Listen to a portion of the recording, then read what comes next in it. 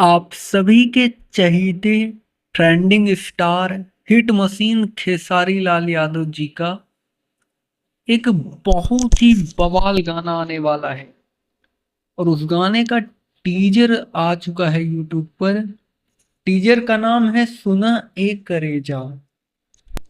आज ही मॉर्निंग में आया है। इसी टीजर के बारे में आपको जानकारी देने वाले हैं और गाना कब आएगा ये भी बताएंगे आपको। तो दोस्तों अभी के टाइम पर ये नीमन भोजपुरी चैनल से गाना का छोड़ा गया है। 11 घंटे हो गए हैं गाने को आए हुए।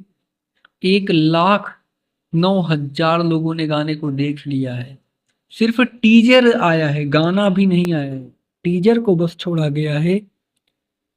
20,000 लाइक्स मिला हुआ है। 2,000 कमेंट्स आए हैं टीजर पर।